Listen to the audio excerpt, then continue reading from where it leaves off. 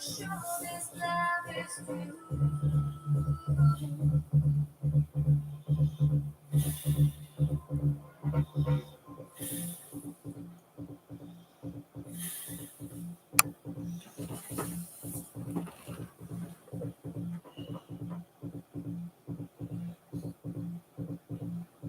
Day by day, heart to heart. I hope that we will ever be together.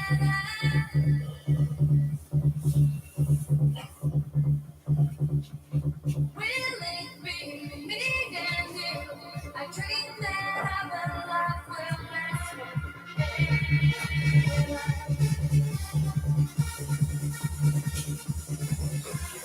Hold me tight in your arms.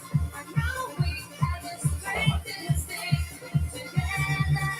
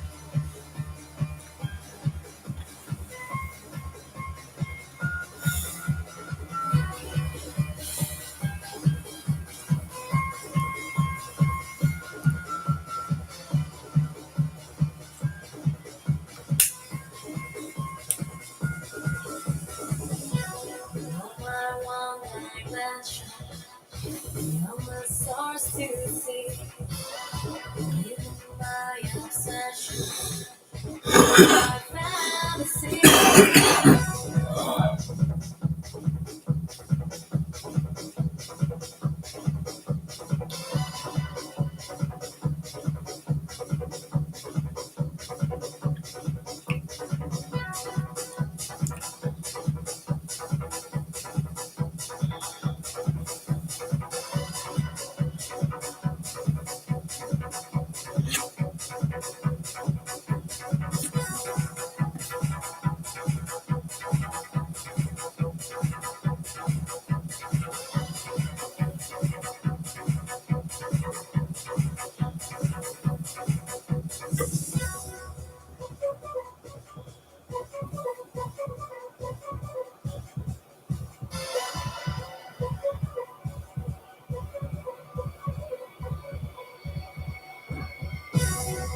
Maybe you could come my way. I almost feel your touch. But if only I could say I feel I love you too much. All I do is hope and wait, 'cause I feel it's not too late. All I do is hope and pray for you, to be with you, to hold your arms, to be with you, to make it start. To be with you, to hold your heart, to be with you, to be with you, to hold your heart, to make it fly with you, to be with you, to be with you. All I do is hope and wait, and I'm afraid it's not too late. All I do is hope and wait for you.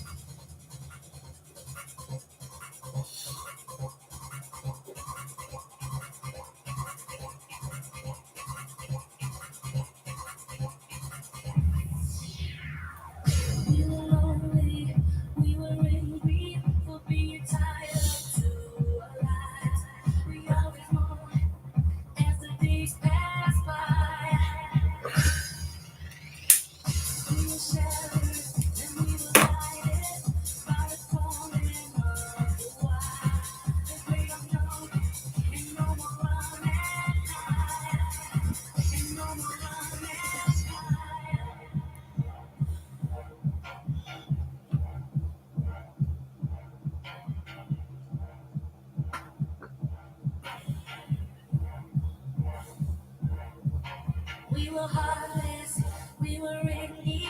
We thought life is just that way.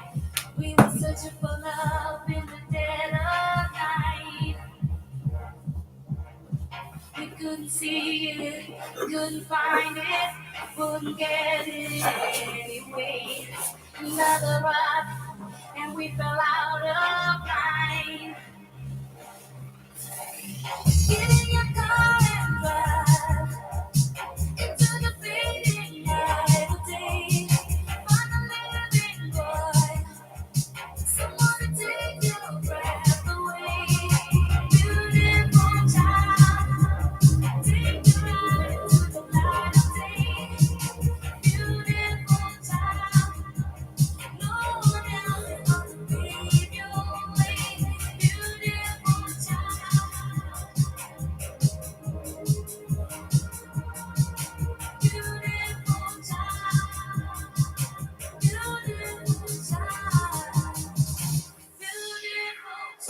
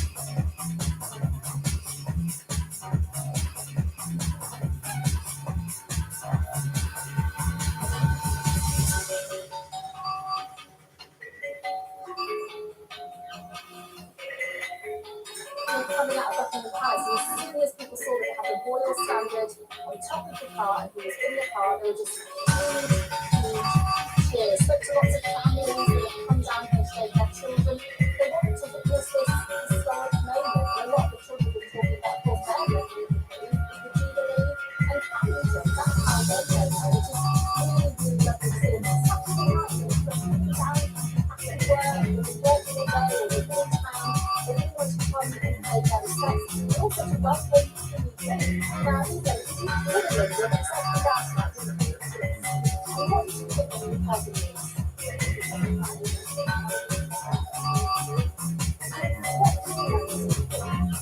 Looking for that thing. Opened up a new railway track there. And had you gone especially to see the Queen at that point? And what did you make of her? I couldn't really see her from, I was quite far away, but she just seemed very nice and respectful.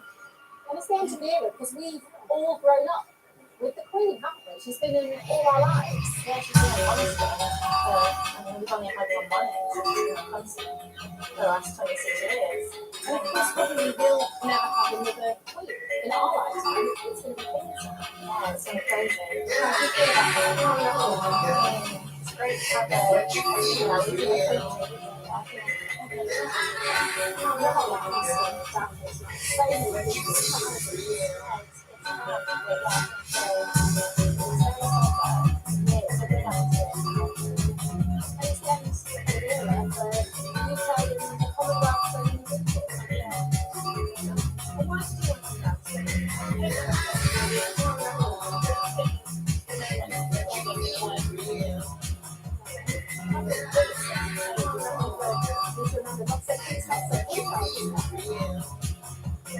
It's really lots of people saying that. So strange always. I know Prince Charles was like, he's loving something now and Prince Charles. Lots of other people coming down.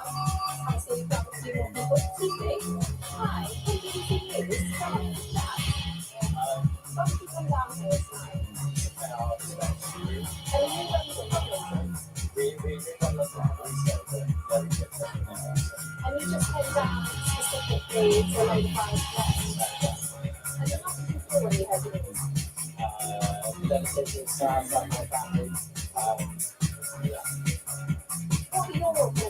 What were your memories of the trip? When I came here as a young boy, my family, and we went to the palace and I really saw how shows. No, that's fine. Lots of people coming down trying to get to the Green Park and Lake House. So many small groups. In fact, they had to remove them from outside Buckingham Palace because there was just too many people. Thousands and thousands of people coming down there. Even Green Park Tube Station. This dark steps and shops and everything. Locals that closed today because there were so many people. And as you can see, Buckingham Palace is very dark tonight, but the royal standard is still flying. Now, this song is actually in Buckingham Palace at the moment. He's just around the corner in Paris. So he's in the royal state, so the flag is still flying above Buckingham Palace. And I'm sure tomorrow we're going to see some more people coming down. On a Saturday night, we're going to have like this. I don't like to see, but as you can see, there's thousands and thousands of people still queuing to come and lay flowers in the queue. So, So I went to the children for the BBC show, and there were so many hundreds of people. Of course, Green Park Station was closed as well. There were so many people in the children. I was talking to them about the grandparents of the Queen. And as you speak to people there today, does it feel like there is any kind of generational divide in terms of the stories, in terms of their shared memories of the show? definitely, I think when you speak to people of the Queen's generation or perhaps a bit younger, they remember her as a young woman, becoming a mother, becoming a grandmother, and they say they felt like they grew up with her. They had grandchildren around the same time. And then when you speak to younger people, especially children, they always talk about the Jubilee, they talk about Hampton, something else mentioned today, of course, about when the Queen, well, not the Queen, obviously, jumped out of a plane to open the London 2012 Olympics. And what's really interesting is people from right across the world, there's actually a man from Germany, and his girlfriend from a day in Paris. When the whole Queen Elizabeth had died, they tried to change her whole day, and they come to London, and so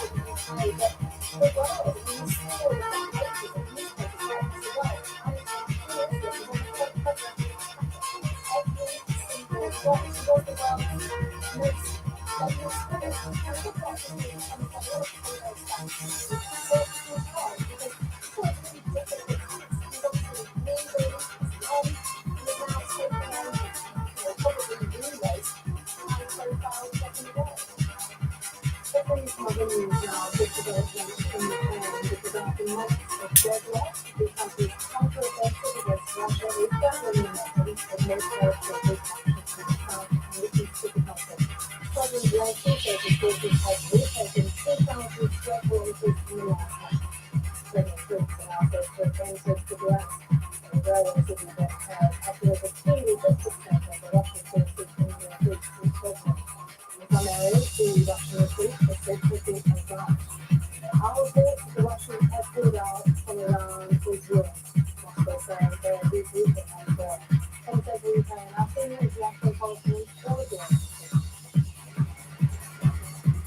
Ukraine's rapid counter-offensive is gaining ground.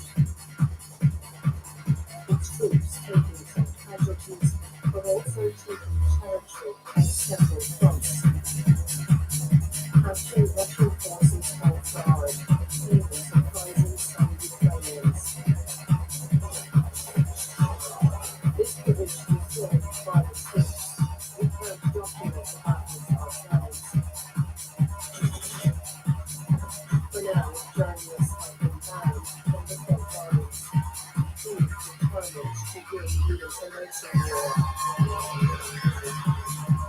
Risers were filled territory, cheering the occupation constraints in the eastern city of Kupiansk. The summer has just cut down as collapsed. And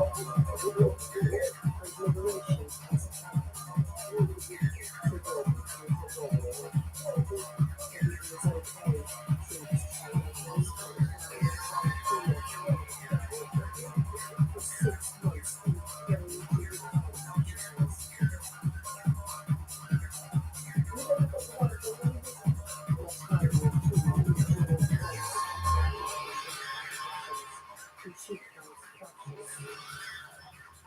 She and her husband were lying freed by the counter-offensive and still seeing signs of their trauma. When you saw the Ukrainian soldiers, when you realised they had come to free you, what was that moment like? What were your feelings? I thought we would never see them. And then our boys came. And they were so handsome. So beautiful. Especially compared to the fascists. I didn't know what to do with them. I should hug them, we held their hands. I touched them, and I was there.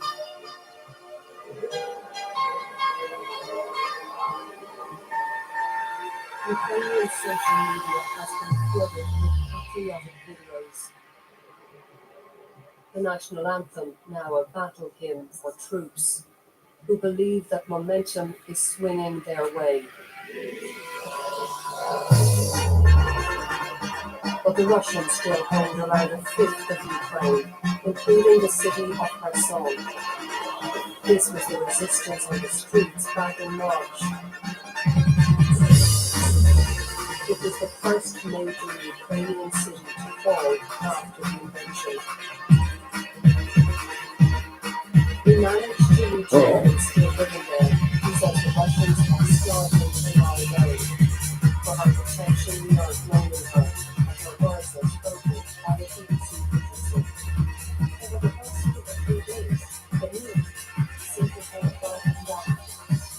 And less visible as icebergs. I will sit in the basement for those weeks next week. I want to see all my fear, temper. I want to see the dictator. Teams like this are cathartic in Ukraine and reassuring for the just boundaries. You will imagine a swift change in war worldwide. But the Ukrainians have now shown that they can beat the Russians in battle, not just in them. But let's look at hosting out those claims in the past few hours by President Zelensky that Ukrainian forces have recaptured 2,000 kilometers of territory in the last month. The Russian forces are making the right choice to flee. I spoke to our correspondent in Kyiv, Hugo Pachega, Hey, and asked this him is how Nico from significant this Mixcloud. Ukrainian Have offensive you tried is. our Pro offering? It lets you Yes, see it full is. stats on your It affiliates, is including which the cities people are listening from, biggest for shift how in long, position schedule since offers, and the enable Russian forces Mixcloud left select the towns around the capital Kyiv. It Are you keeping me at a distance? against the Ukrainians. All I'm asking for is Also, forgiveness. numbers President Zelensky Are talked you about even listening? Am I talking to myself again? but also the significance of some of those I villages keep and on towns standing being up for the liberated. ceiling, We waiting have for you explosive to give me something amazing. Ukrainian forces Are you even listening? Am I talking to myself again? is a major place. And I know you don't know me, your love. And I know that you don't know me like this. Oh, you know what I mean.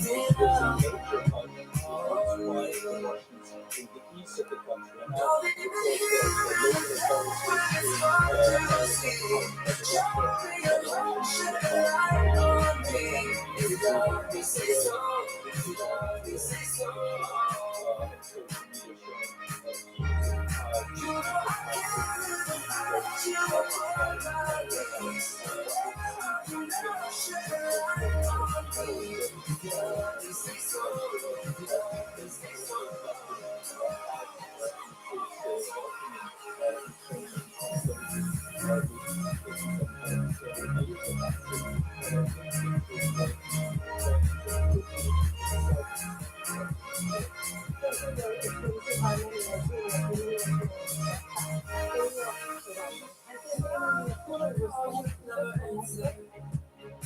I'm trying to talk, you keep on dancing.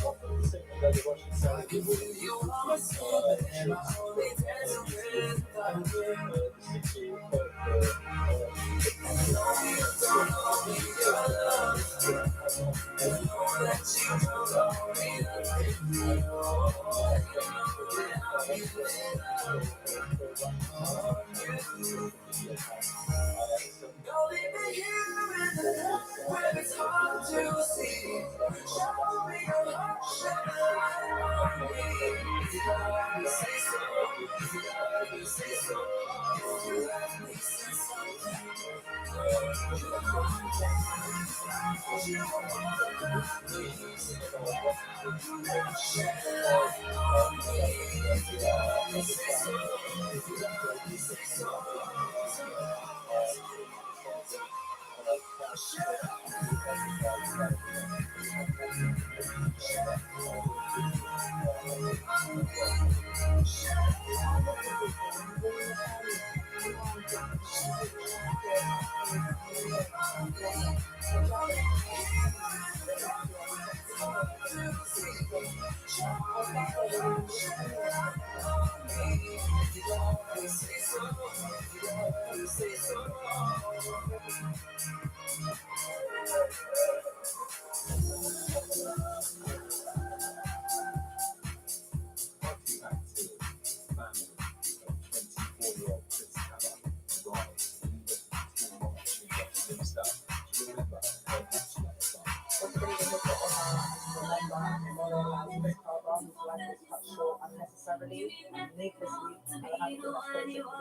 You can see a huge amount of public support, community support for this public family, and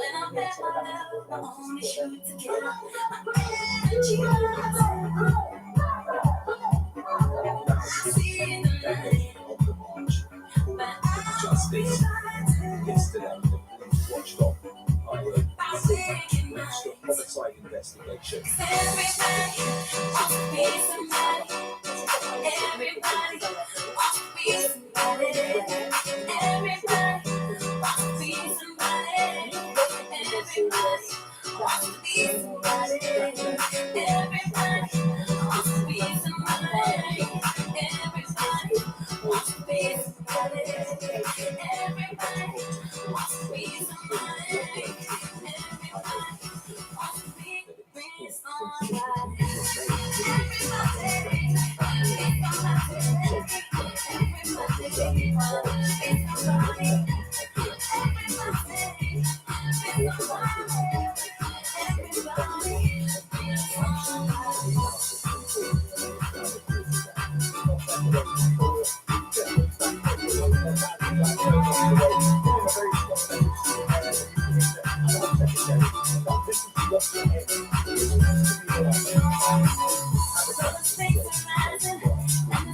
wants to be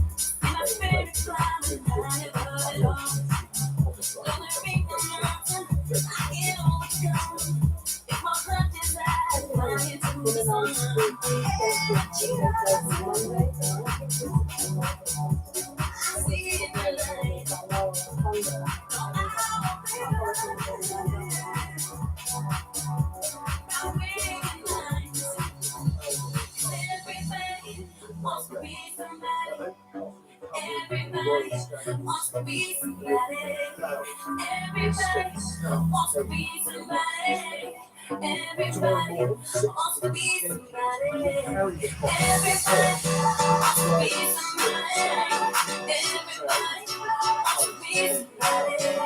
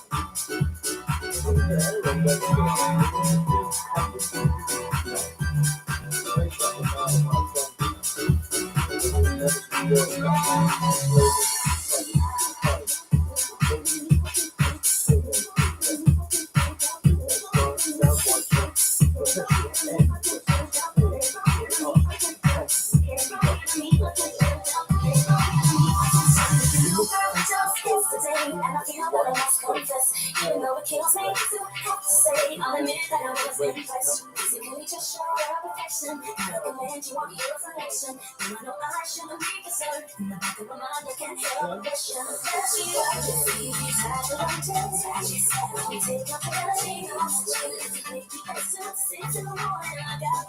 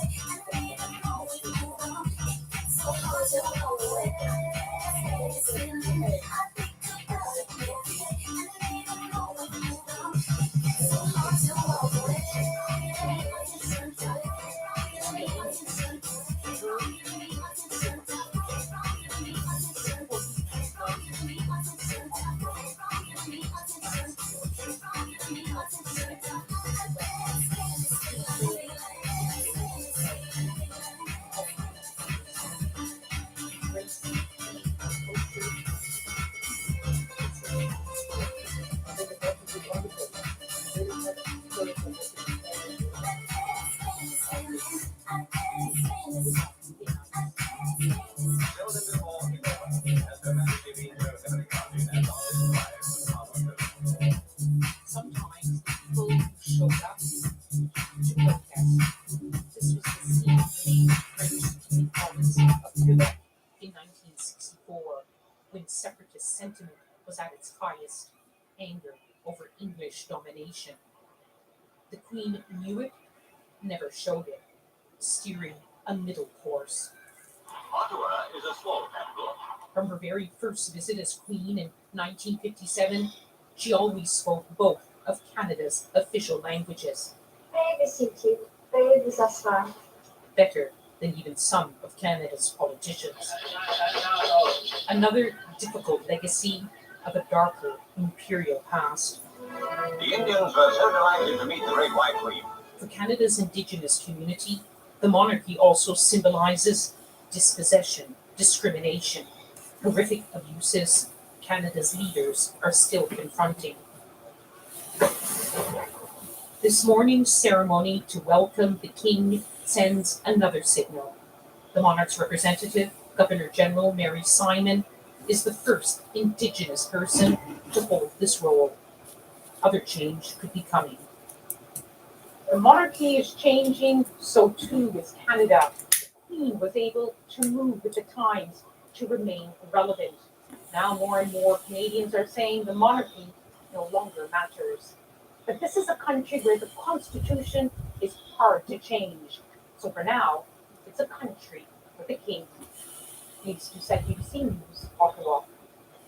Dr. Carolyn Harris is a royal historian. She's based in Toronto, and she's been telling me how Canada has viewed the change. In Canada, there's been a tremendous amount of interest in the change in reign, as it's been 70 years since these ceremonies have unfolded. And in 1952, Canada was actually between governors general when Queen Elizabeth II succeeded to the throne on the 6th of February 1952. Winston Churchill had summoned Viscount Alexander back to the United Kingdom to be the defense minister, and the first Canadian-born Governor General, Vincent Massey, had not yet taken office, so it was the administrator of Canada who made the announcement. So 1952 feels like a long time ago, and so there's a lot of interest in these events unfolding, and a lot of looking back at the Queen's very successful royal tours over the years, and the number of Canadians who she met from all walks of life. Well, crowds continue to gather throughout the day outside Buckingham Palace and St James's Palace to pay their respects to the late Queen. Our special correspondent Lucy Manning has been spending the day with those who travelled to pay tribute.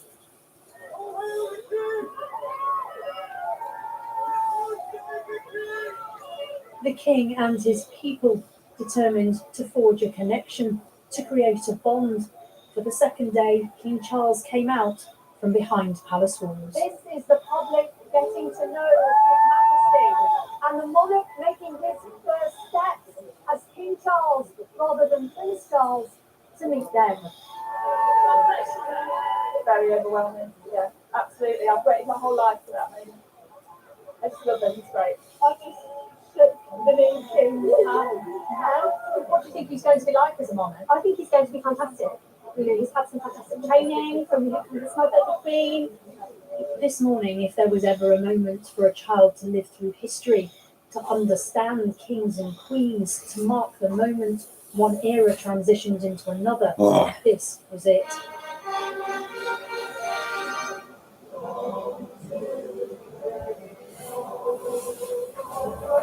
Just a few hundred from the crowds of thousands allowed outside St James's Palace to hear the new king proclaim. The youngest, Paula Elizabeth, 11 weeks old. It's history, isn't it? And I think by bringing her down today, something that we can talk to her about, she'll obviously be spoken to about the Queen because she's named after her. And then it's something that she can then pass on to her kids. So what do you make of King Charles so far? I think he's been absolutely incredible, really, and doing all of that, what he did yesterday, the day after his mother died, it takes guts. And I thought His subjects to bring them along with the change.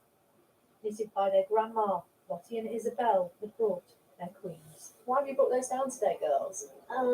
Because King Charles Queen. We went to put flowers down for the Queen. It's a moment of history. We wanted the girls to come and pay their respects and see the new king. It will be a changing era, but I think the public are behind Charles and King Charles, and will support him all the way. Not everyone had the best view, but we are all living through, experiencing this new era. Thankfully today I'm not crying because yesterday I was crying very much. So what did you make of the proclamation ceremony? I mean, like it's emotional. Oh my God, Prince Charles is king and the Queen is not there anymore. Buckingham Palace was enveloped by people, mournful, celebratory, a swirl of changing emotions. The royal car slowing so that everyone here could say they'd seen King Charles. It was worth the wait. Brilliant. How long did you wait for? I think we've been about 3 hours. So why did you want to come down? just wanted to be part of this. Just so important, just to be part of the moment. And what do you make of the new king? I like him. I like Charlie. He's good. Yeah, I really like Charlie. A pilgrimage to the palace, flowers to remember the Queen, cheers to welcome the King. Lucy Manning, BBC News. Condolences have been set up at numerous locations around the UK. Our correspondent Eunice Muller went to meet some of the people who had travelled to Manchester Cathedral to pay their respects. The late Queen Elizabeth II visited Manchester many times, but during those moments of celebration, joy, but also during its darkest hour in the aftermath after that terror attack on the Manchester Arena. And over the past day or 2 weeks, in thousands and thousands of people come through the doors here of Manchester Cathedral to sign that book of condolence, but also a candle to do so. So let's have a quick chat with Julie Ann McCulloch and her family. You've travelled across the Stockwell, haven't you? Why did you want to be here? I'll go to bed in a minute. The Queen has been a steady force in our world and in our community for so long, and for all of my life. And I wanted to come and just write a message. I wanted to tell her, even though she's never going to read it, that she was a woman of faith, a woman of integrity, that she cared about people.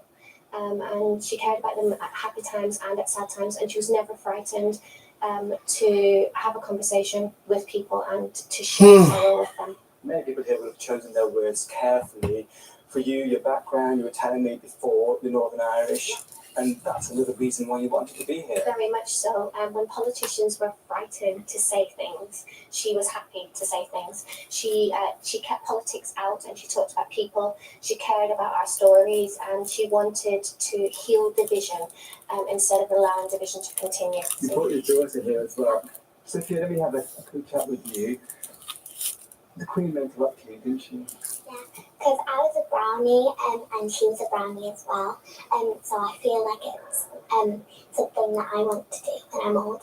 And you wrote a message, didn't you? Yeah. Tell me what you wrote. I wrote something like, I was very sad that she passed away, but she was a kind, caring woman that looked after everyone and brownies, because she's a very special woman in my heart because she's a brownie and I'm a brownie. Sophie couldn't have put it better. There's so many people who'll be saying exactly the same thing. Let's have a quick chat to Jamie as well. Jamie, you were a bit reluctant to have a chat with me originally, but actually you have written a message and you really did want to emphasise that, didn't you? Yeah, I think one of the things that we've heard a lot of, and there's been a lot of words said, is just steadfastness in the dignity in which she performed her role, and it was this constant in my life. That's something that we've always known, but I think for me what was important, not just her service to our country and to other nations, but the way that she spoke about her faith was a main part of how she felt that she had the strength to carry out that role. In the Queen's lifetime there were many ups and many downs, but actually the way that she carried herself and the way that she continued to treat others, as Julianne had said, through those situations. And I think that was important for me as a person of faith myself, even her Christmas messages, but I think most importantly it was the way that actually she acted that faith through her life. And I think that was obvious, not just to us, but I think to people across the world, and that's why it was really important for me to come today with our family, but into a place of worship and to be able to kind of give thanks for that and appreciation for how that lived through her life, and she really did live out her faith through her life. Okay, Jamie, Sophia, and Julia, thank you very much for joining me today. Now, the late Queen was actually here just over 12 months ago. At that time, she was visiting politicians as she would do, but also ordinary to the public, and listen to their stories after during the pandemic and how that had affected them. And I just want to sort of mention one message that was written before in the Book of Condolence. She was a person of loyalty here. David Whitty, who held the position of Black Rod, that's the monarch's representative in the House of Lords, has been telling us about his memories and encounters with the Queen. I think one of the most important lessons I learned before I met the Queen for the first time as Black Rod.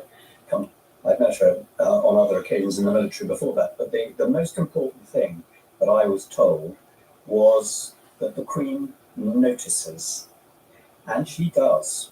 And after every state opening of Parliament, she would always say goodbye to me or nod as I bowed as she left.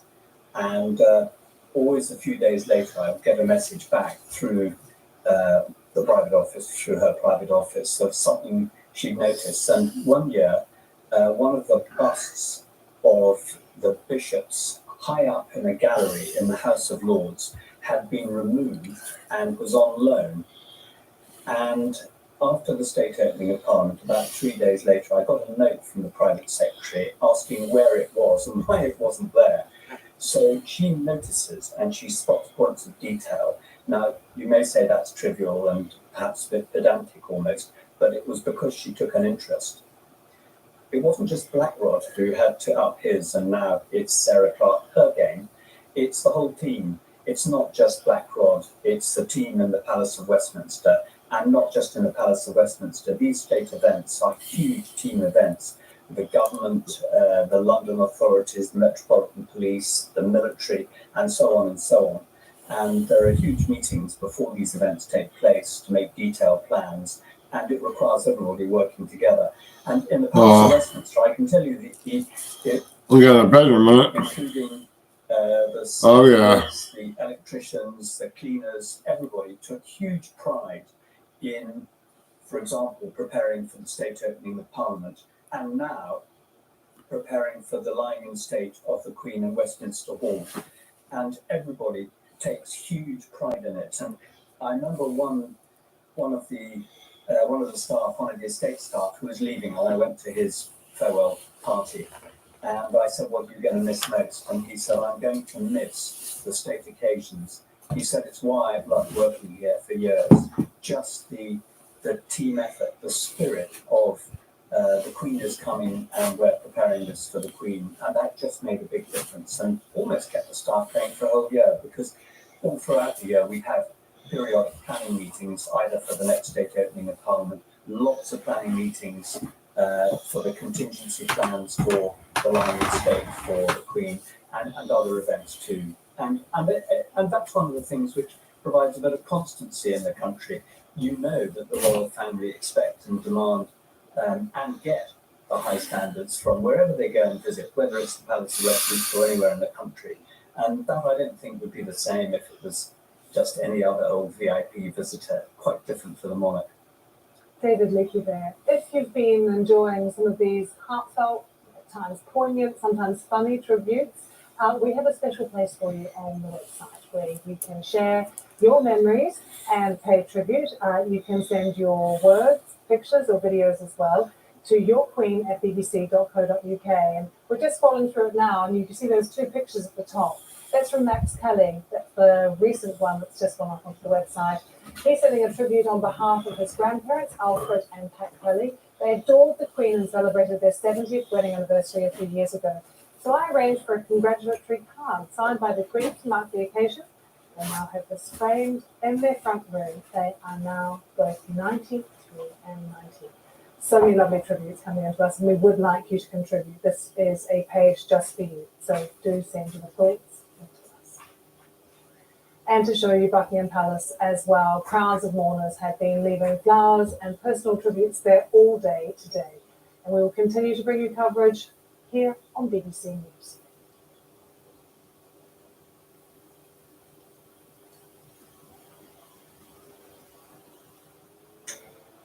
Hello there. Really, for the last week, our weather's been dominated by an area of low pressure, and that's brought widespread thunderstorms across the UK. On Saturday, that low pressure finally started to pull away into Europe, allowing pressure to rise across western areas and particularly for Scotland and Northern Ireland. Saturday was a glorious day with lots of dry weather and lots of sunshine as well. It wasn't quite so sunny across England and Wales. We had some thicker cloud here and close by to that area of low pressure. Running in across eastern areas of England, we did have a few showers at times, really from North Yorkshire down towards parts of East Anglia as well. The showers not as heavy nor as widespread. Here's the forecast now for Sunday, and for most of the UK it's a fine start to the day with some sunshine, with the exception really Northern Ireland, where quite quickly cloud will spread in, outbreaks of rain will move in here through the day, and will turn increasingly heavy. Away from that area of rain, though, temperatures still around 18 to 20 for Scotland, England and Wales, widely about 20 to 23. So feeling warm when we keep those spells of sunshine. Sunday night, the rain becomes more extensive as it spreads from Northern Ireland in across Scotland, Northern England, North Wales. The wettest weather for Cumbria and Dumfries and Galloway, there'll be likely over an inch of rain in places over 25 millimetres, but the cloud and rain keeping temperatures up about 15 to 16 degrees, so a milder night than we've been used to of late. Now for Monday, this band of rain is going to be across central areas of the UK, and this weather front separates cooler air moving into the northwest from increasingly warm air that will be pushing into parts of East Anglia and South East England. So Monday will be a day of very big weather contrast, with the rain across the central portions of the UK, sunshine and showers moving into the northwest of Scotland, along with cooler air. So temperatures dropping away in Lerwick and Shetland, 14 or 15 degrees. East Anglia and South East England, though, turning warmer with hazy sunshine. Highs could reach 26 for some. Now into Tuesday, down to a degree Wednesday as well. This weather front is going to try to move up from the south of the UK, threatening outbreaks of rain across southernmost areas. And I suppose the main uncertainty is just how far north that's going to get, whether we see outbreaks of rain quite extensively across southern England on Tuesday. That's certainly a possibility, but still away from that feature in the south, there'll be a lot of dry weather with sunny spells. And notice those temperatures are coming down across East Anglia and South East England. We're back down into the low 20s, back closer to where they should be at this time of the year. Again, the threat of rain is there for Wednesday from that weather front, just affecting southernmost areas of England, really. A few showers for the northwest of Scotland on the northwesterly winds, but otherwise, again, the emphasis is on a lot of dry weather with sunny spells. Temperatures just coming down, though, a few degrees, particularly across northern and western areas of the country. Now, beyond that, deeper into the new week, high pressure builds from the Atlantic, but it will be probably sending in quite a bit of cloud in from the northwest with some scattered showers for northern Scotland and a few showers running down North Sea coast as well. But still, for many of you, it's the dry spell of weather that's going to last quite a long time with quite a bit of cloud around at times, but also some sunny spells. Now, looking at the weather picture across England and Wales, again, a lot of fine conditions with sunny spells. Those temperatures, though, just easing back. No longer are we talking about highs getting into the 20s, more the upper teens, and in a northwesterly breeze. I suppose in the mornings, we'll feel a little on the cool side. So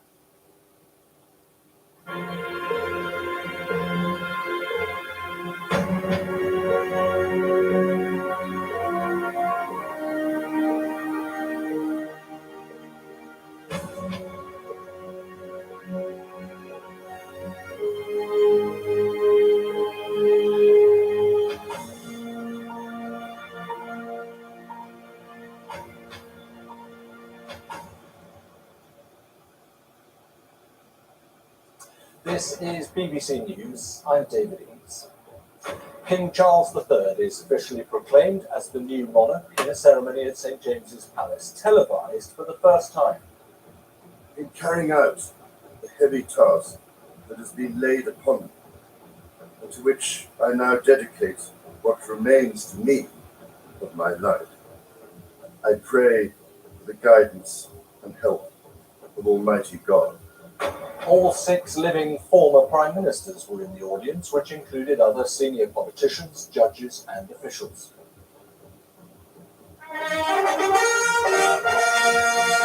Outside, hundreds of people witnessed the pomp and ceremony of the proclamation up on a balcony of the palace.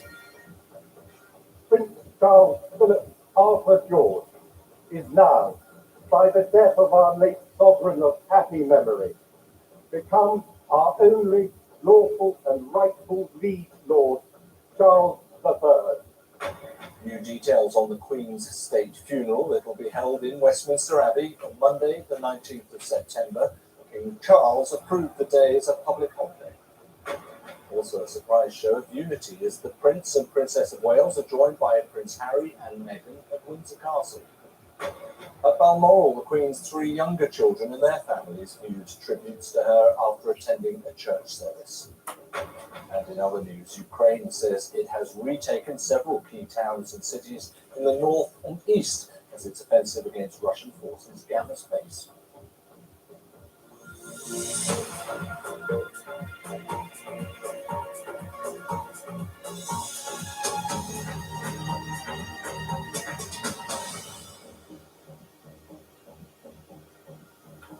and a very warm welcome to BBC News.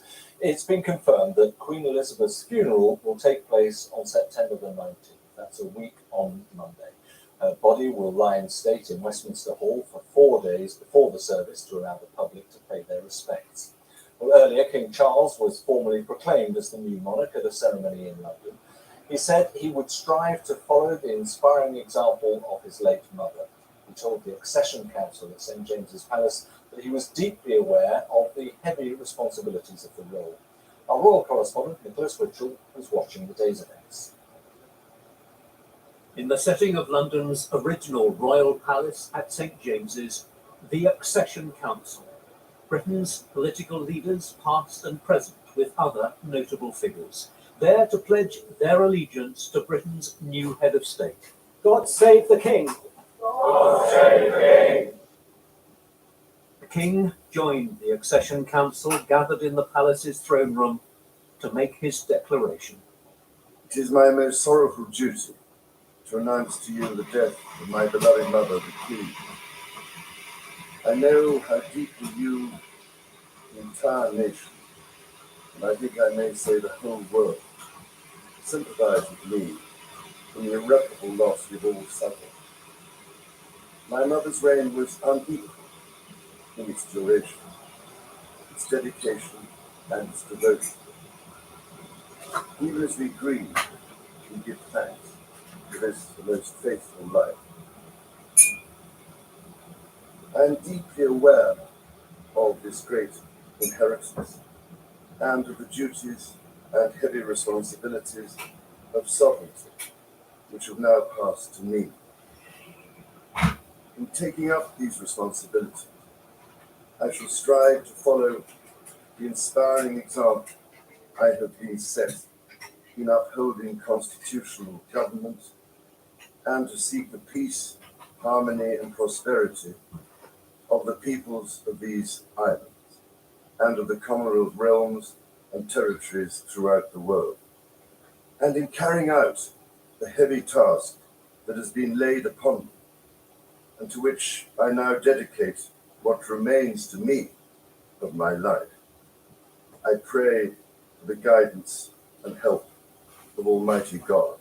Concerning the security of the Church of Scotland. The King took a centuries-old oath to preserve the position of the Church of Scotland. I, Charles III, by the grace of God, of the United Kingdom of Great Britain and Northern Ireland, and of my other realms and territories, King, Defender of the Faith, do faithfully promise and swear that I shall inviolably maintain and preserve the settlement of the true Protestant religion as established by the laws made in Scotland.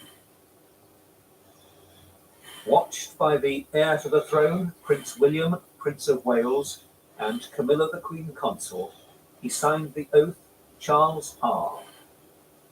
Charles Rex, King. And then a moment of pageantry.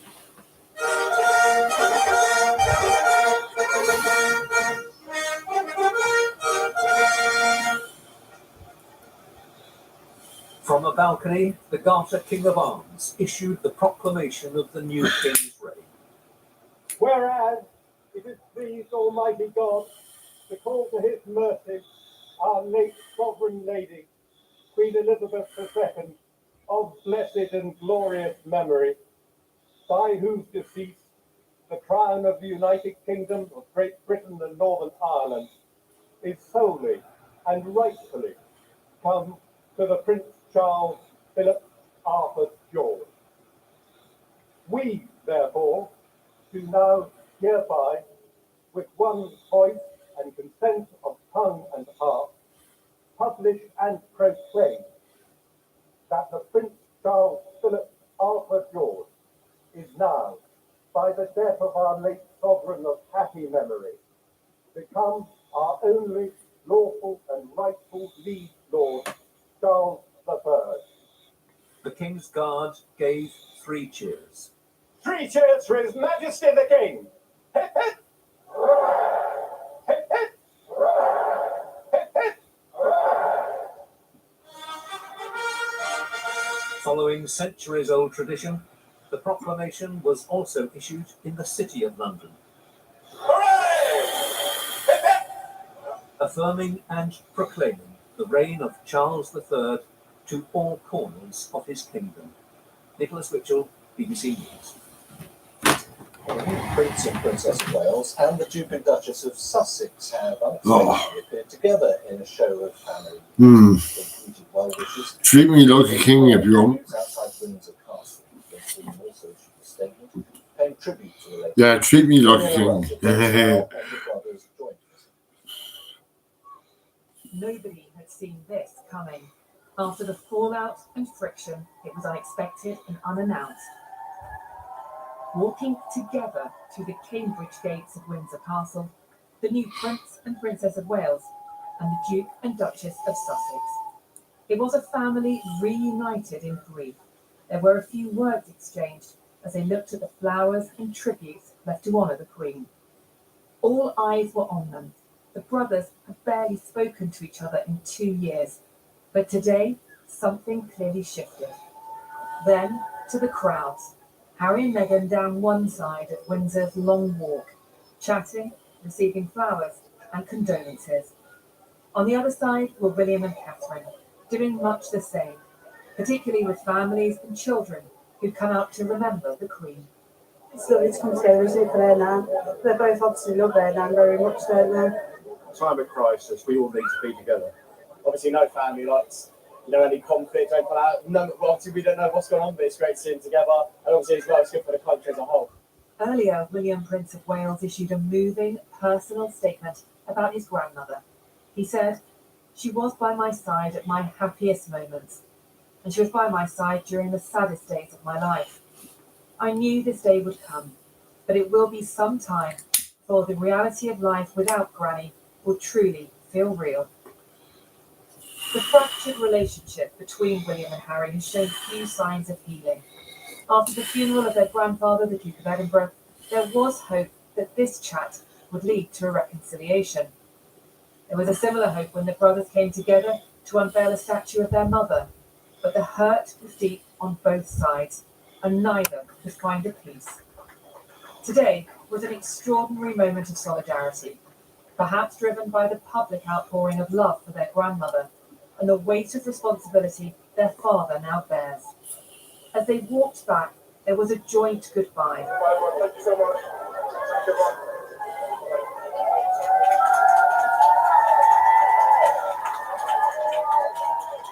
And then the royal couple left together in the same car.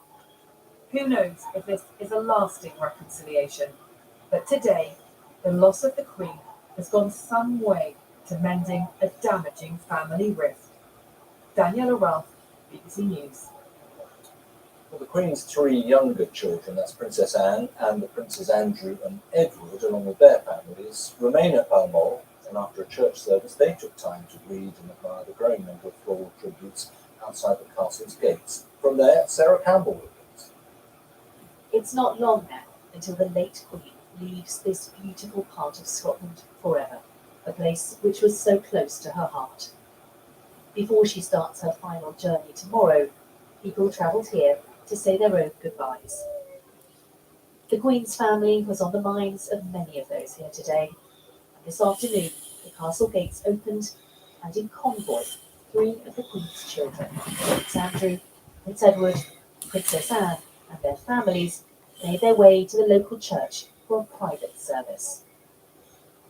During her lifetime, the Queen talked about the strength and comfort she found through her faith, and during the long summer months here on the Balmoral estate, she worshipped here at Crathy Kirk. In its familiar surroundings, her family came together today to pray.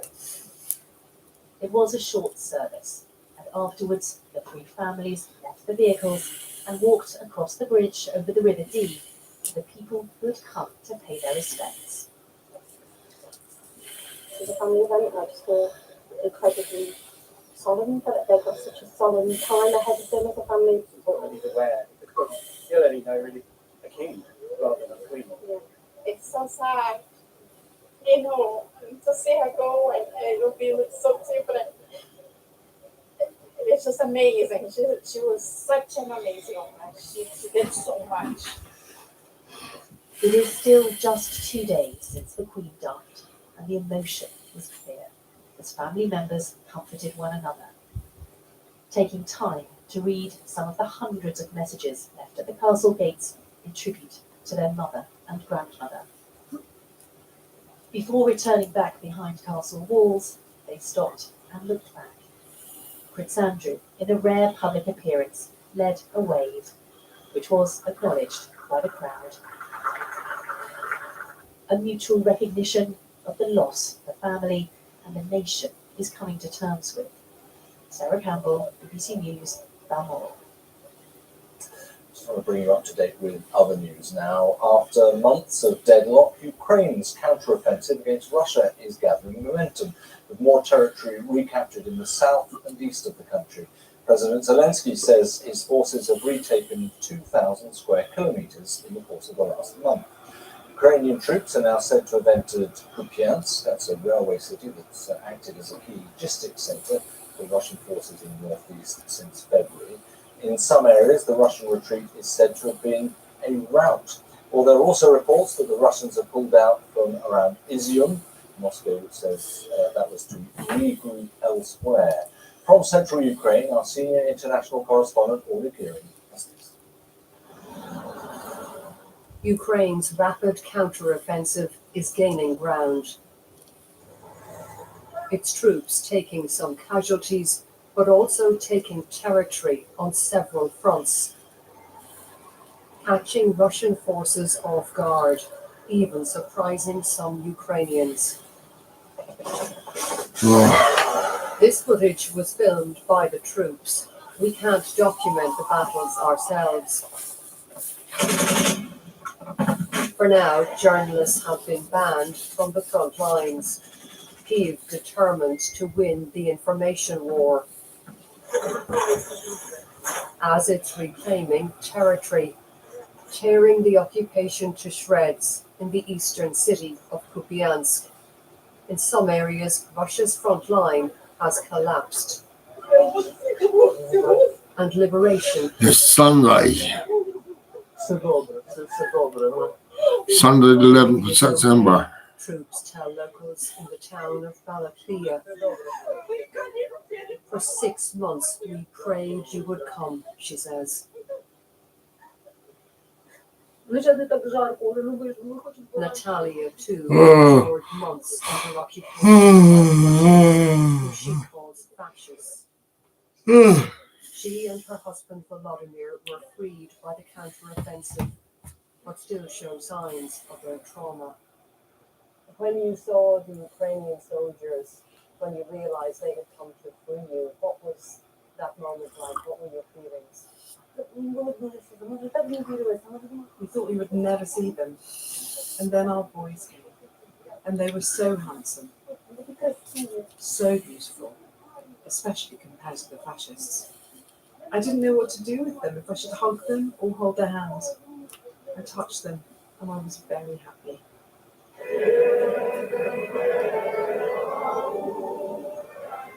Ukrainian social media has been flooded with patriotic videos.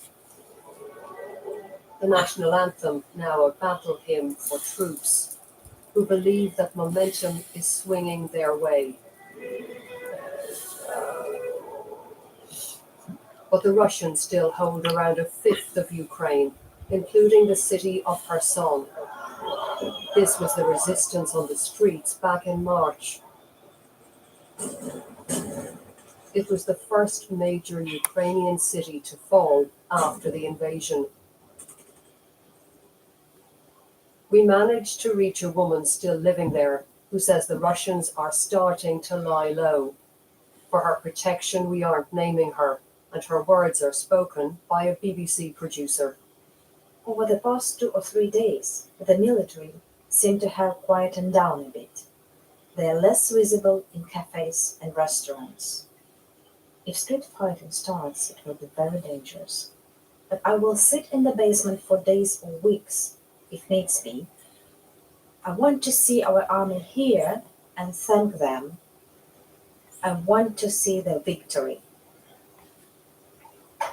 Scenes like this are cathartic for Ukraine and reassuring for its Western backers. Few would imagine a swift end to the war. But the Ukrainians have now shown they can beat the Russians in battle, not just outmaneuver them. Well, as Orla mentioned in that report, lots of enthusiasm and positive images in Ukraine for this successful counteroffensive. Of course, the human cost is also considerable. In fact, we can talk now to Jake Hanrahan from Popular Front. He's a documentary filmmaker and war reporter and worked in Ukraine earlier in the year interviewing a military unit of anti-fascist football hooligans. Jake, thanks very much for joining us. It's been revealed actually that the unit's commander, that's Yuri Samoilenko, died fighting in the east of Ukraine. What sort of a cost is a figure like that in terms of the bigger picture of this conflict? Yeah, thanks for having me. Yeah, it's really sad. Yuri died earlier this morning. It's a real big situation for them because obviously they're volunteer fighters. They want to protect their people, protect their country, and within very quickly the counteroffensive went very well for them. And then suddenly their commander is dead. By all accounts, he was a very good commander, and he managed to lead them on their counteroffensive. None of them died, and unfortunately, he was the one that went. So yeah, it's a big situation for them. But I spoke to them today, and they were like, "Look, we take what he brought and keep going." I mean, it's a confusing title for this group, isn't it? Anti-fascist football hooligans. How much of a sort of orderly group is that? Well, I spent some time with them just before they went out to the front, and they've spent, around 15 years now fighting with the kind of, far-right subculture that is in Eastern Europe. They went everywhere, Ukraine. And, they were the only anti-fascist group doing that very explicitly, so they were a big target. So actually, they're very well organized because they already had this kind of friendship, kind of, for better or worse, on the streets fighting with people they disagree with because they want to protect their friends who are gay or, ethnic minorities or whatever. So for them, they already felt like they were up against everybody for years. So now that Russia's come, they've kind of called a truce with the other group and said, right, there's a bigger enemy. So actually, they're like really well organized because, like I said, they've been engaged in, serious fist fight for a long time. But obviously now they've got weapons. It's a much bigger enemy. But from what I hear, they're doing well. They've got very good discipline. A lot of them are like straight edge. They don't drink, they don't smoke. So they're very disciplined people. Interesting. I mean, I know you've been embedded effectively on both sides, haven't you? The separatist forces in Donbass, but also with Ukrainian ground forces. We've just seen a lot of images from Orla's report. They're not our images, they're Ukrainian forces' images. How much of this latest talk of sort of reversal of fortunes, which is retaking these important towns and cities, how valid is all that, do you think? I think it is. I mean, there has definitely been a little bit of kind of, people trying to put out maybe more positive messages than what is reality, which is obvious in war. But a lot of it is definitely serious.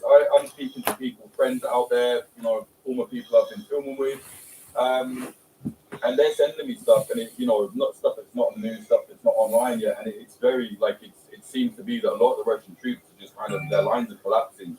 Not too sure what it is. Pro-Russian people are saying it's a tactic.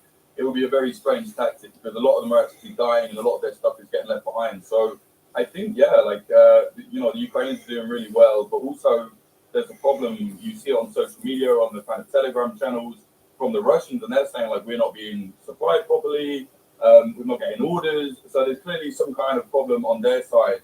So I guess that kind of lends itself to Ukrainian counteroffensive. I think we're also hearing from some people recognizing it's not as if this turnaround means that the war will soon be over. Clearly, it's not going to work like that.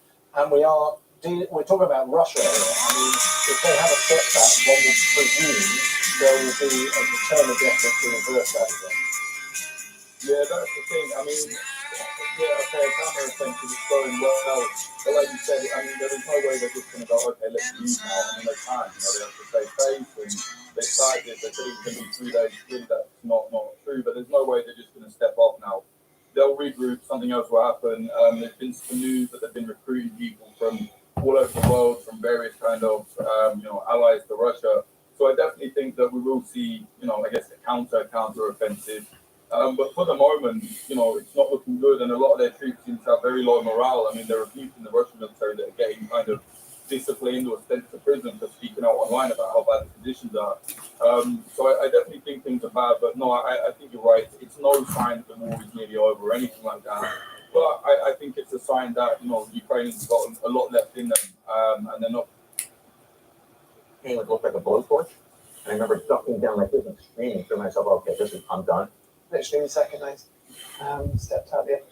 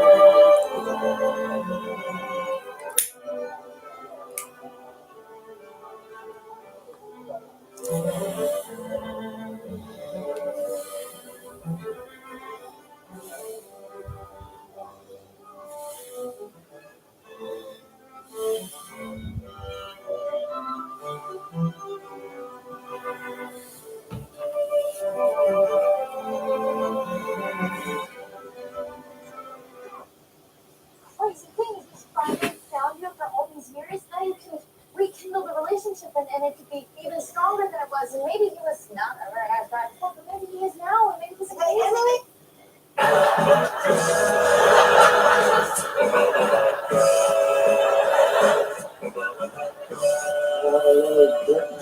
I can always count on butt drugs. When I think drugs, I think butt drugs. Well, like those beats, I turn to butt drugs. Yes, their beloved local pharmacy really is called Butt drugs won't let you down.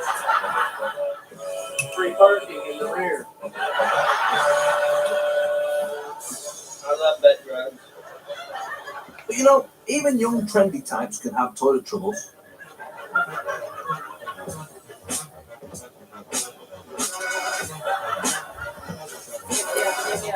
No amount of spicy food will help these experts deliver the next big one.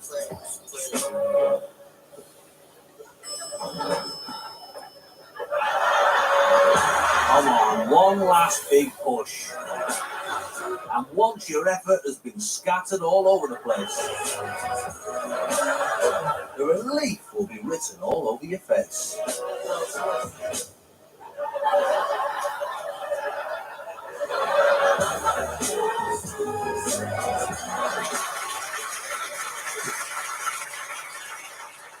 I know what you're all sat there thinking. You're thinking, what a lot of crap. But now, I must say my goodbyes, as my dirty work here is done. We've had nudity, weird pets, dodgy drivers, but I'll leave you with one last ad. Some people like their lager in cans, some in bottles, some in frosted glasses. But I like mine with a genuinely touching Kiwi love story. Good night.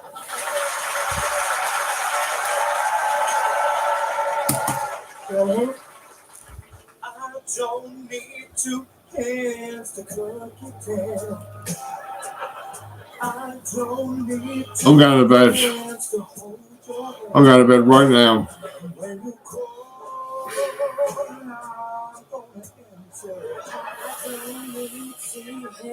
I'll see you later.